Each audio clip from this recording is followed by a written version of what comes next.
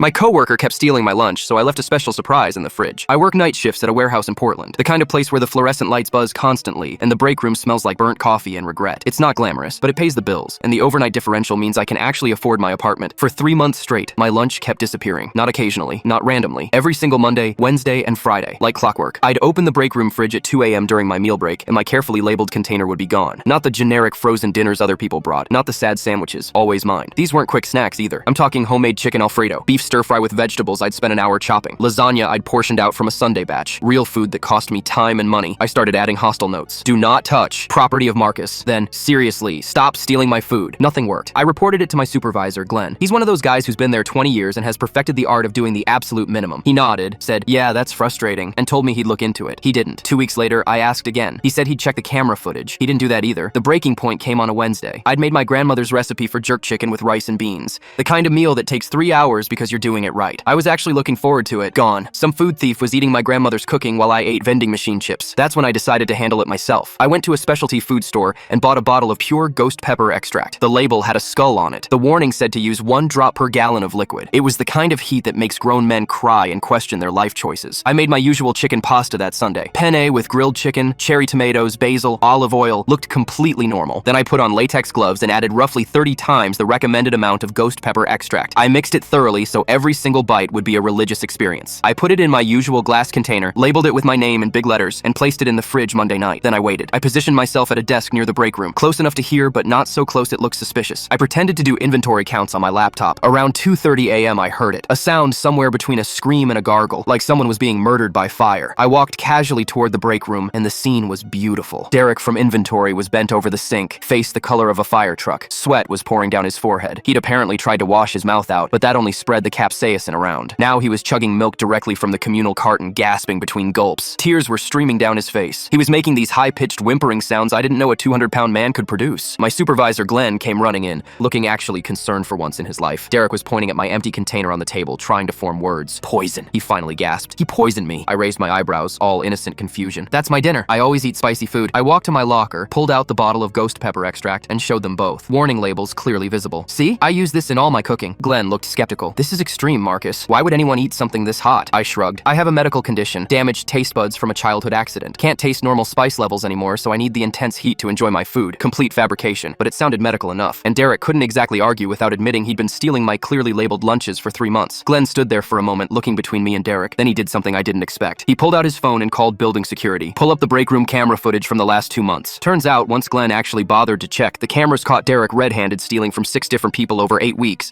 and he was fired before his shift ended.